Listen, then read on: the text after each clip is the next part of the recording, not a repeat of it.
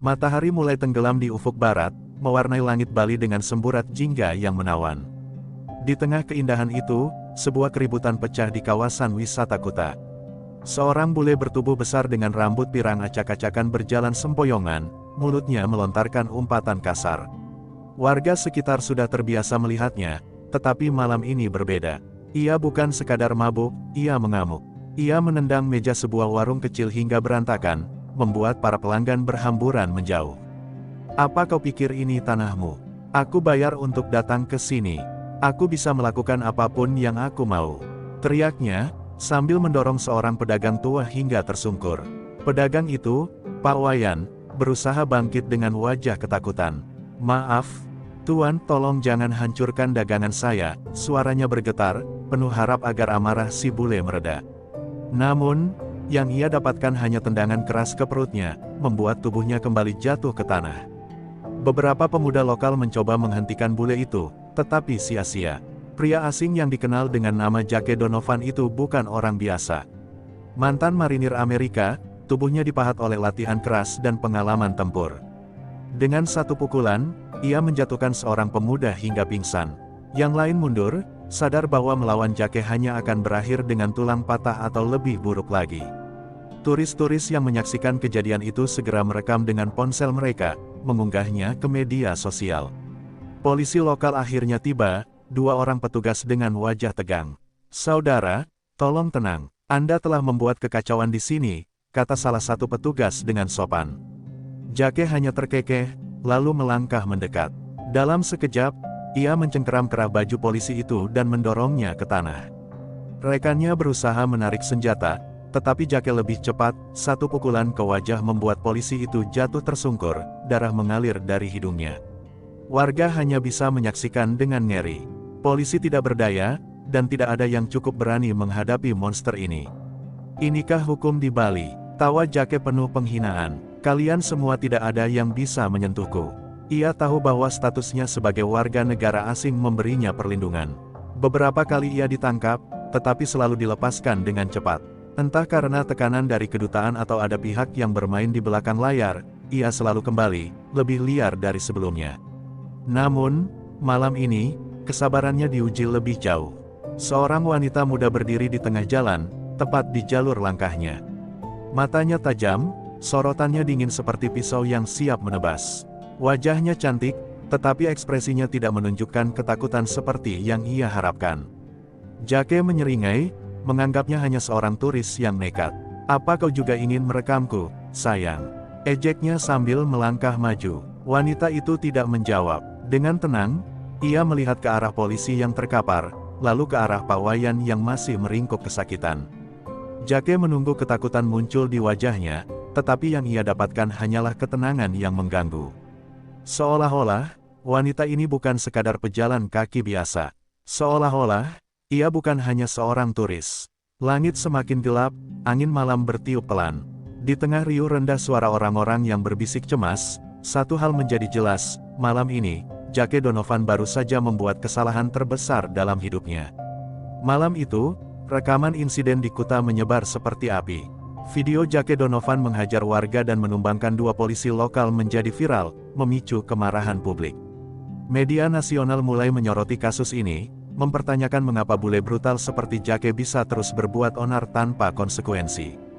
Di Jakarta, hal ini sampai ke telinga orang nomor satu di negeri ini. Presiden Prabowo menonton rekaman itu dengan ekspresi dingin. Ia meletakkan cangkir kopinya dan menghela napas panjang. "Ini sudah keterlaluan," gumamnya. "Siapa yang menangani kasus ini?" Di hadapannya, seorang jenderal berbadan tegap berdiri tegak. "Polisi Bali sudah mencoba, Pak. Tapi orang ini terlalu kuat, dan entah bagaimana, ada tekanan diplomatik dari luar. Setiap kali ditangkap, ia selalu dibebaskan." Mata Presiden Prabowo menyipit. Ia tak suka ada hukum yang bisa diperjualbelikan. Tanpa pikir panjang, ia mengambil keputusan. "Kalau begitu, kita kirim orang kita. Seseorang yang bisa menangani ini dengan cepat, tanpa kompromi." Perintah itu sampai ke markas besar Kopassus.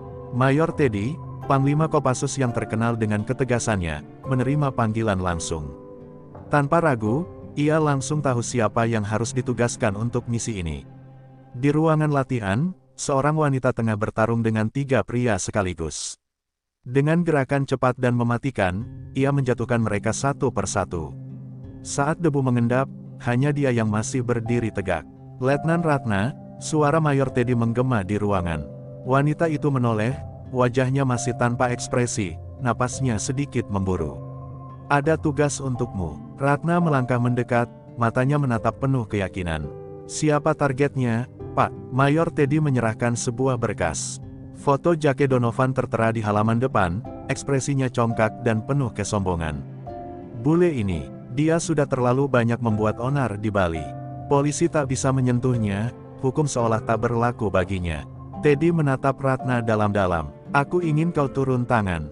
Tapi ingat, ini bukan sekadar menangkap seorang preman. Ada kekuatan di belakangnya yang membuatnya tak tersentuh. Ratna membaca sekilas berkas itu, lalu menutupnya dengan tenang. Saya mengerti, Pak, katanya tanpa ragu. Izinkan saya berangkat malam ini juga. Teddy tersenyum tipis. Itulah yang ia harapkan dari Ratna, tanpa ragu, tanpa gentar. Siapkan dirimu. Besok pagi, kau akan berada di Bali. Langit malam di Jakarta dipenuhi cahaya kota, sementara jauh di selatan, Pulau Dewata menanti kedatangan seorang prajurit yang akan mengembalikan ketertiban. Jake Donovan belum tahu apa yang menunggunya, tapi satu hal pasti, malam-malamnya yang penuh amukan liar akan segera berakhir. Pagi itu, matahari Bali menyinari hamparan pasir putih pantai Kuta. Di tengah keramaian turis yang lalu lalang, seorang wanita berambut hitam panjang berjalan santai, mengenakan kacamata hitam dan gaun pantai berwarna biru. Tidak ada yang tahu bahwa di balik penampilannya yang anggun, ia adalah seorang prajurit Kopassus yang ditugaskan untuk misi berbahaya. Letnan Ratna telah tiba di Bali, siap menjalankan tugasnya. Ia duduk di sebuah kafe kecil, memesan es kelapa muda sambil mengamati keadaan sekitar. Matanya tajam, mengawasi setiap sudut. Jake Donovan belum terlihat pagi ini, tetapi Ratna sudah mengetahui kebiasaannya. Dari laporan yang ia baca, Jake sering muncul di bar-bar sekitar Legian, menghabiskan malam dengan mabuk dan mencari keributan. Ratna tahu, menghadapi orang seperti Jake tidak bisa dilakukan dengan gegabah. Seorang pedagang tua lewat di dekatnya, wajahnya masih memar akibat insiden semalam. Ratna memanggilnya, lalu menyelipkan beberapa lembar uang ke tangannya. Ini untuk dagangan yang dihancurkan orang itu, katanya dengan suara lembut. Pak Wayan terkejut, menatap wanita itu dengan penuh syukur. Terima kasih, Nona, tapi siapa Anda sebenarnya? Ratna hanya tersenyum samar, seseorang yang ingin melihat keadilan ditegakkan. Ia lalu beranjak pergi, meninggalkan Pak Wayan yang masih kebingungan. Sore menjelang, Ratna memutuskan untuk bergerak lebih dekat ke targetnya. Ia berjalan menuju sebuah bar yang terkenal sebagai tempat Jake biasa menghabiskan waktu. Begitu masuk, Ratna langsung merasakan atmosfer yang berbeda, ruangan penuh asap rokok, musik keras menggelegar, dan beberapa pria asing sedang tertawa sambil memeluk wanita-wanita lokal. Di sudut ruangan, duduklah pria yang selama ini ia cari. Jake Donovan tengah menikmati segelas bir besar, tertawa dengan teman-temannya. Dari caranya duduk, dari sorot matanya, Ratna bisa melihat jelas, pria ini memang merasa dirinya tak tersentuh. Ratna mendekati bar, memesan minuman, dan duduk tak jauh dari meja Jake. Ia tak langsung bertindak. Sebagai seorang intel Kopassus, ia tahu misi ini harus dilakukan dengan cermat. Tak butuh waktu lama bagi Jake untuk menyadari kehadirannya. Ia melirik Ratna, lalu menyeringai, menganggapnya hanya wanita biasa yang sedang berlibur. Hei, cantik, sapa Jake dengan suara beratnya. Sendirian, Ratna menoleh perlahan, mengangkat alis seolah tertarik. Ia tersenyum tipis, lalu menjawab dengan nada tenang, mungkin. Ia tahu permainan ini baru saja dimulai. Dalam beberapa jam ke depan, Jake akan belajar satu hal, tidak semua wanita yang ditemuinya bisa ia permainkan. Jake Donovan menyeringai lebar saat mendengar jawaban Ratna. Baginya, ini seperti permainan yang sudah sering ia mainkan, mendekati wanita cantik, menggoda mereka, lalu berbuat semaunya. Ia melangkah mendekat, tubuh besarnya menjulang di depan Ratna yang masih duduk santai di bangku bar.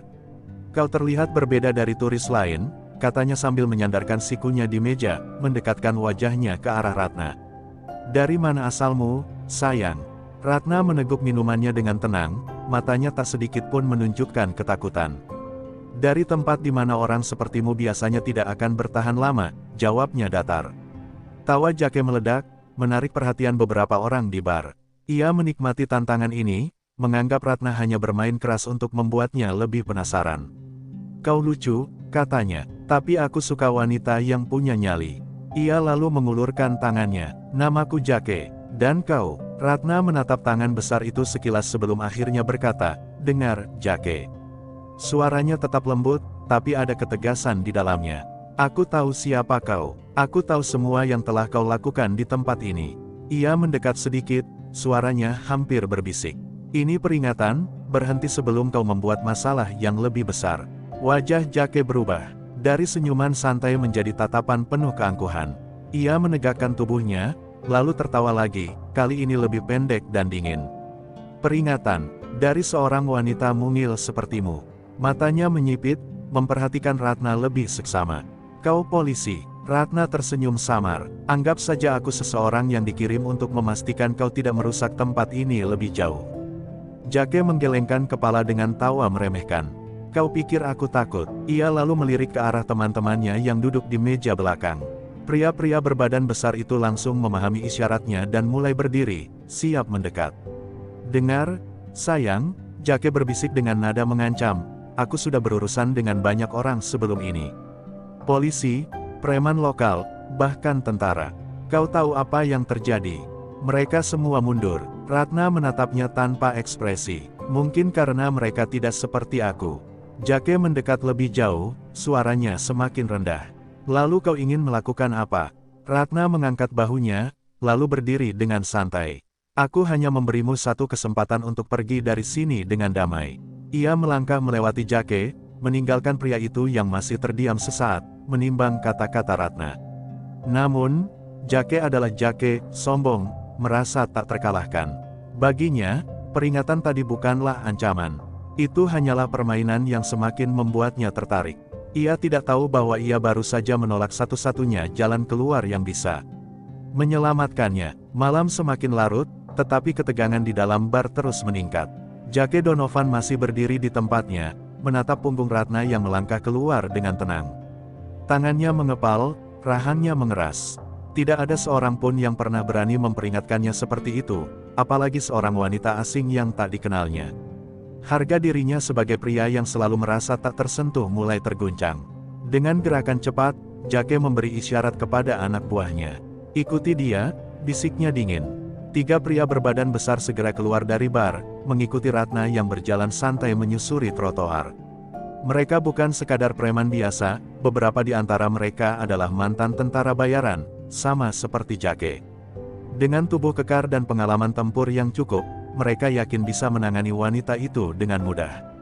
Ratna melanjutkan langkahnya menuju area yang lebih sepi. Ia tahu sejak awal bahwa Jake tidak akan tinggal diam. Dengan telinga terlatihnya, ia mendengar langkah-langkah berat yang mengikuti dari belakang. Senyum tipis terukir di bibirnya. Mereka benar-benar tidak belajar. Di sebuah gang sempit di belakang deretan toko souvenir, Ratna berhenti. Ia menoleh perlahan, melihat 3 pria yang kini berdiri di depannya dengan tatapan penuh niat buruk. Salah satunya, seorang pria berkepala pelontos dengan bekas luka di pipi, melangkah maju. Kau membuat bos kami marah, Nona, katanya dengan suara kasar. Sekarang, kau harus membayarnya. Ratna menatap mereka satu persatu, lalu menghela napas pelan. Kalian masih punya kesempatan untuk pergi, katanya datar. Aku tidak ingin ada yang terluka. Para pria itu tertawa mengejek. Dengar ini, seorang wanita kecil mengancam kami. Salah satu dari mereka mencemooh. Tanpa peringatan, pria berkepala pelontos itu langsung mengayunkan tinjunya ke arah wajah Ratna, serangan yang cepat dan kuat. Tapi sebelum pukulan itu bisa mengenai sasaran, Ratna bergerak secepat kilat. Dengan refleks luar biasa, ia menunduk dan menghindari serangan itu dengan mudah. Dalam sekejap, ia melesat ke samping, menangkap pergelangan tangan pria itu, lalu memutar tubuhnya dengan gerakan halus. Dalam satu sentakan kuat, terdengar bunyi kraak.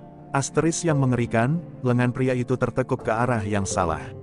Ia menjerit kesakitan, jatuh berlutut sambil memegangi tangannya yang patah. 2 pria lainnya terkejut, tetapi tidak punya waktu untuk berpikir. Ratna sudah bergerak lagi. Dengan satu tendangan memutar, ia menghantam kepala pria kedua, membuatnya terpelanting menabrak dinding gang. Pria terakhir mencoba menyerang dengan pisau yang disembunyikan di balik jaketnya, tetapi Ratna lebih cepat. Ia menangkap pergelangan tangan pria itu, memelintirnya, lalu menendang lututnya dengan keras. Pria itu berteriak dan jatuh tersungkur, pisaunya terlempar ke tanah. Dalam hitungan detik, ketiga pria itu terkapar tak berdaya. Ratna menatap mereka dengan dingin. "Katakan pada bos kalian," suaranya tetap tenang tetapi penuh ancaman, "jika dia masih ingin bermain dengan cara ini, aku akan datang langsung kepadanya." Tanpa menoleh lagi, Ratna melangkah pergi, meninggalkan ketiga pria itu mengerang kesakitan. Ia tahu, ini baru permulaan. Jake tidak akan tinggal diam setelah mendengar kabar ini. Tapi bagi Ratna, itu bukan masalah. Justru itulah yang ia inginkan, karena sebentar lagi, Jake Donovan akan belajar bahwa untuk pertama kalinya dalam hidupnya, ia telah memilih lawan yang salah. Suasana di bar mendadak hening ketika tiga anak buah Jake kembali dengan tubuh babak belur. Salah satu dari mereka memegangi lengannya yang patah, sementara yang lain masih terhuyung akibat pukulan keras di kepala. Mata Jake menyala penuh amarah saat melihat kondisi mereka. Ia berdiri dari kursinya dengan kasar, menjatuhkan gelas bir yang masih setengah penuh ke lantai hingga pecah berkeping-keping. "Apa-apaan ini?" geramnya. "Jangan bilang kalian dipermalukan oleh wanita itu." Pria berkepala plontos yang tadi menyerang Ratna menunduk ketakutan, masih meringis menahan sakit. "Dia bukan wanita biasa, bos, cepat sekali. Seperti bayangan, aku bahkan tidak bisa melihat serangannya," katanya dengan suara gemetar. Jake mengepalkan tinjunya hingga buku-buku jarinya memutih. Harga dirinya yang selama ini tak pernah terusik kini tercabik oleh kenyataan pahit, ada seseorang yang berani melawan dan mengalahkan anak buahnya dengan mudah. Ia menarik napas dalam-dalam, mencoba mengendalikan amarahnya, tetapi tatapan matanya sudah dipenuhi dengan kebencian. "Sial!" Jake membanting kursi ke dinding, membuat semua orang di bar tersentak ketakutan. "Aku akan mencari wanita itu sendiri. Aku akan memastikan dia menyesal telah datang ke Bali dan berani menantangku." Salah satu anak buahnya mencoba memberi saran. "Bos, aku rasa dia bukan orang sembarangan. Cara bertarungnya terlalu terlatih, mungkin dia bagian dari militer atau polisi khusus." Jake tertawa sinis, meskipun matanya tetap penuh amarah. "Polisi, tentara, aku tidak peduli siapa dia. Aku sudah berurusan dengan mereka semua, dan mereka selalu kalah." Ia menatap anak buahnya satu persatu. "Cari dia, aku ingin tahu siapa dia sebenarnya. Dan saat aku menemukannya, aku sendiri yang akan menghancurkannya." Sementara itu, di sebuah penginapan kecil di tepi pantai, Ratna sedang membersihkan luka kecil di tangannya, satu-satunya bekas dari perkelahiannya tadi. Ia duduk di balkon, menatap ombak yang bergulung di bawah cahaya bulan. Ia tahu bahwa pertempuran sebenarnya belum dimulai. Jake Donovan pasti akan datang mencarinya, dan kali ini, ia akan datang dengan seluruh kekuatannya. Ratna menarik napas panjang, mengencangkan ikat rambutnya. Ia tidak gentar, justru inilah yang ia tunggu. Jika Jake ingin bermain lebih keras, maka ia akan menunjukkan kepadanya bahwa tidak ada tempat bagi pengganggu seperti dia di negeri ini. Malam ini, Bali masih tenang, tetapi di kejauhan, badai besar sedang mendekat dan Ratna siap menghadapinya. Angin malam di pantai Bali bertiup kencang, membawa aroma laut yang khas. Di kejauhan, lampu-lampu dari bar dan restoran masih bersinar terang, tetapi di sudut yang lebih sepi, sebuah perburuan sedang berlangsung. Ratna berdiri di atas pasir, matanya tajam mengawasi gelapnya malam. Ia tahu Jake dan anak buahnya sedang mencarinya. Ia tidak bersembunyi, justru ia menunggu. Tak butuh waktu lama sebelum suara langkah-langkah berat terdengar mendekat. Dari kegelapan, Jake Donovan muncul bersama 5 anak buahnya. Mereka berdiri dalam formasi setengah lingkaran, mengurung Ratna di tengah. Jake menatapnya dengan senyum penuh ejekan. "Kau cukup berani, iya," katanya sambil melangkah maju. "Aku harus mengakui, kau mengejutkanku." Ratna tetap diam, tubuhnya santai tetapi penuh kewaspadaan. Ia bisa melihat bahwa kali ini Jake membawa orang-orang terbaiknya. Mereka tidak sekadar preman mabuk, tetapi orang-orang yang tahu cara bertarung. Namun, itu tetap tidak cukup untuk menakutinya. "Kau ingin aku takut?" Ratna akhirnya membuka suara. "Kau pikir hanya karena kau membawa lebih banyak orang, kau akan menang?" Jake terkekeh. "Aku tidak hanya membawa lebih banyak orang," katanya. Aku membawa orang-orang yang tahu cara membunuh. Ia memberi isyarat dengan tangannya, dan seketika, dua pria berbadan besar maju menyerang Ratna. Ratna bereaksi cepat. Ia menghindari pukulan pertama dengan lompatan ringan, lalu menangkap lengan salah satu pria dan memutar tubuhnya. Dengan satu gerakan cepat, ia menggunakan momentum lawannya untuk menjatuhkannya ke pasir. Pria itu terbatuk, pasir masuk ke mulutnya, sebelum Ratna menghantam tengkuknya dengan siku, membuatnya tak sadarkan diri. Pria kedua lebih agresif. Ia mencoba menyerang dengan pukulan lurus, tetapi Ratna menangkis dengan lincah, lalu menghantam ulu hatinya dengan lutut. Pria itu mundur, terhuyung, sebelum Ratna menyapu kakinya dengan tendangan rendah yang membuatnya jatuh ke tanah. Jake melihat semua itu dengan mata membelalak. Ia mulai sadar bahwa Ratna bukan sekadar wanita biasa. Ia adalah petarung sejati, seseorang yang jauh lebih terlatih dari yang ia kira. Namun, alih-alih takut, Jake justru tersenyum semakin lebar. Menarik, katanya sambil mulai menggulung lengan bajunya. Sepertinya aku harus turun tangan sendiri. Ia melangkah maju, tubuh besarnya bergerak dengan kelincahan yang tidak sesuai dengan posturnya. Kita lihat, siapa yang lebih kuat di antara kita. Ratna menatapnya tanpa ragu. Ia sudah menunggu momen ini. Tidak ada lagi peringatan. Tidak ada lagi peringatan kedua. Ini adalah pertarungan yang akan menentukan segalanya. Jake Donovan melangkah mendekat, pasir pantai berderak di bawah sepatu botnya. Cahaya bulan menyorot wajahnya yang dipenuhi kesombongan dan amarah yang tertahan. Di hadapannya, Ratna berdiri dengan sikap tenang, kedua kakinya berpijak kuat di atas pasir. Ini bukan sekadar pertarungan biasa, ini adalah bentrokan antara dua petarung yang tidak akan mundur. Tanpa peringatan, Jake melesat ke depan dengan kecepatan mengejutkan. Tinju besarnya meluncur lurus ke wajah Ratna. Namun, Ratna sudah mengantisipasi gerakan itu.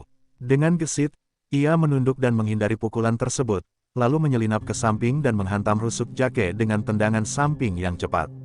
Jake mengerang, tetapi tetap berdiri tegak. Lumayan, gumamnya, sebelum tiba-tiba meluncurkan serangan balasan. Ia mengayunkan sikunya ke arah kepala Ratna.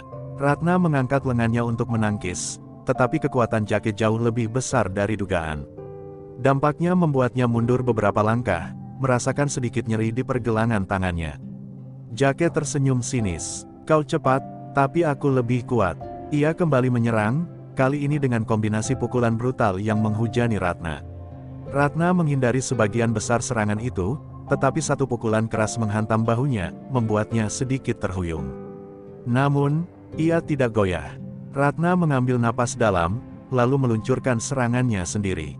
Ia bergerak seperti bayangan, mengitari Jake dengan kelincahan luar biasa.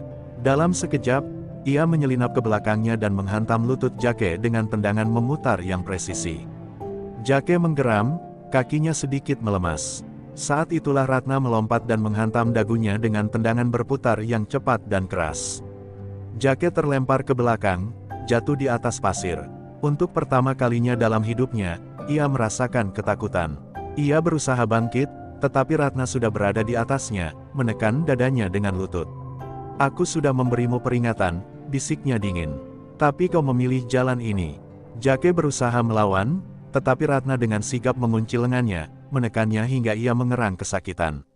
Dengar baik-baik, lanjut Ratna. Ini tanah kami, ini negara kami. Kau dan preman-premanmu bukan siapa-siapa di sini. Ia menekan lebih keras, membuat Jake menjerit kesakitan. Kau punya dua pilihan, pergi dari sini selamanya, atau aku pastikan kau tidak akan pernah bisa berjalan lagi. Jake menatapnya dengan napas tersengal. Untuk pertama kalinya, ia melihat sesuatu yang lebih dari sekadar seorang wanita kuat. Ia melihat seseorang yang tidak bisa ia kalahkan, seseorang yang berada di level yang jauh di atasnya. Dengan sisa harga dirinya, ia mengangguk pelan. Ratna melepaskannya dengan kasar, berdiri dan mundur. Selangkah. Pergilah, katanya dingin, dan jangan pernah kembali. Jake merangkak bangkit dengan susah payah, tatapannya penuh kekalahan. Tanpa berkata apa-apa, ia berjalan menjauh, meninggalkan jejak di atas pasir yang segera terhapus oleh ombak. Pertarungan telah berakhir, dan Ratna, sekali lagi, membuktikan bahwa tidak ada tempat bagi para pembuat onar di tanah airnya.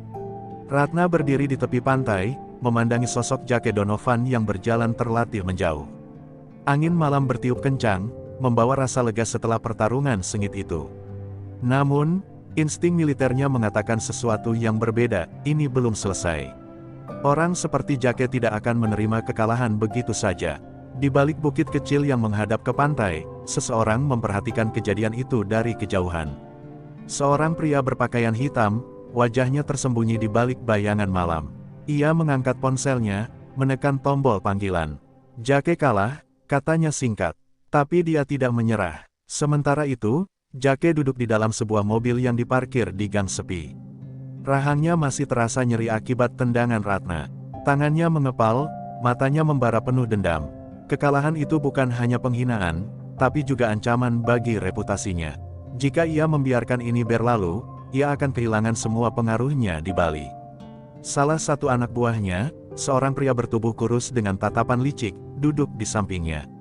"Bos, kita bisa atur sesuatu," katanya pelan. "Kita punya koneksi. Polisi korup, pejabat busuk, mereka semua bisa kita manfaatkan." Jake menyeringai, matanya bersinar kejam. "Aku tidak butuh bantuan mereka," gumamnya. "Aku akan menyelesaikan ini sendiri." Ia merogoh saku jaketnya dan mengeluarkan sebuah ponsel satelit. Dengan satu panggilan, ia menghubungi seseorang dari masa lalunya, seseorang yang jauh lebih berbahaya. Di tempat lain, Ratna kembali ke penginapannya, mencuci wajahnya dengan air dingin. Matanya menatap bayangannya di cermin. Ia tahu Jake bukan tipe pria yang menyerah. Dan ia siap jika harus bertarung lagi. Tapi sesuatu di dalam dirinya merasa bahwa kali ini, ancaman yang datang akan lebih besar. Beberapa jam kemudian, di sebuah gudang tua di pinggiran kota, Jake bertemu dengan seseorang yang telah lama ia kenal. Seorang pria dengan tubuh penuh tato, matanya dingin seperti kematian. "Aku mendengar kau punya masalah," katanya dengan suara berat. Jake tersenyum licik. "Aku ingin dia mati." Pria itu mengangguk. "Serahkan padaku." Malam itu, bayangan gelap mulai bergerak. Ratna mungkin telah memenangkan pertempuran, tapi perang baru saja dimulai. Malam di Bali terasa lebih dingin dari biasanya. Ratna duduk di balkon penginapannya, menatap lautan yang gelap. Instingnya terus berteriak, memberi peringatan bahwa bahaya sedang mendekat. Ia tahu Jake Donovan bukan tipe pria yang menerima kekalahan begitu saja. Namun, ia tidak menduga bahwa malam ini, balas dendam itu akan datang begitu cepat. Di kejauhan, 4 bayangan bergerak di antara pepohonan, mendekati penginapan Ratna dengan langkah senyap. Mereka bukan preman biasa, mereka adalah pembunuh bayaran yang telah lama hidup dalam dunia kejahatan. Dipimpin oleh pria bertubuh kekar dengan wajah penuh tato, mereka membawa senjata api berperedam dan pisau belati yang siap merobek tenggorokan. Ratna mendengar sesuatu, langkah kaki yang nyaris tak terdengar, nafas yang ditahan. Ia segera bangkit, mengambil pisau lipat yang selalu ia simpan di meja. Saat itulah lampu penginapan tiba-tiba padam. Sebuah tembakan berperedam meledak, menghantam dinding hanya beberapa sentimeter dari kepalanya. Tanpa pikir panjang, Ratna melompat ke samping, berguling di lantai dan berlindung di balik sofa. "Mereka datang lebih cepat dari dugaanku," pikirnya sambil mengatur strategi di kepalanya. Salah satu pria bersenjata masuk ke dalam kamar, mengendap-endap dengan pistol teracung. Napasnya tenang, matanya tajam mencari mangsanya. Tapi sebelum ia sempat menyadari, Ratna sudah bergerak. Dengan kecepatan luar biasa, ia meraih tangannya, memutar pergelangannya hingga terdengar bunyi patah, lalu menghantam lehernya dengan siku. Pria itu terbatuk, terhuyung mundur, dan sebelum bisa berteriak, Ratna sudah membekap mulutnya dan menusukkan pisau lipatnya ke tenggorokan. Darah mengalir deras, tapi Ratna tak punya waktu untuk merasa puas. 2 orang lainnya mendobrak pintu, menodongkan senjata ke arahnya. Dengan refleks cepat, Ratna melompat ke meja, menjatuhkan lampu hias ke lantai, menciptakan kekacauan sesaat. Ia meraih pistol dari mayat pria yang baru saja ia bunuh, lalu menembak ke arah musuhnya. Satu peluru menghantam dada salah satu pembunuh bayaran, membuatnya terhuyung dan jatuh ke belakang. Tapi pemimpin kelompok itu, pria bertato, tidak terpengaruh. Ia menyeringai, lalu berlari ke arah Ratna dengan pisau besar di tangan. Ratna menghindar dengan gesit, menendang perutnya, tetapi pria itu terlalu kuat. Ia menangkap kakinya dan melemparkannya ke dinding dengan kasar. Ratna mengerang, rasa sakit menjalar di punggungnya. Tapi ia tidak boleh lemah. Dengan cepat, ia bangkit, dan saat pria bertato itu mencoba menusuknya, ia menangkap tangannya dan memutarnya ke belakang. Dengan satu gerakan cepat, ia merebut pisaunya dan menusukkannya tepat ke jantungnya. Pria itu terdiam, matanya membelalak sebelum tubuhnya roboh ke lantai. Ratna terengah-engah, darah berceceran di mana-mana. Malam itu, ia telah selamat dari penyergapan. Tapi ia tahu ini baru permulaan. Jake Donovan pasti punya rencana lain. Ratna menghela napas panjang. Baiklah, Jake, gumamnya sambil menghapus darah dari wajahnya. Kalau ini yang kau inginkan, aku akan datang mencarimu. Perang belum berakhir, ini baru permulaan.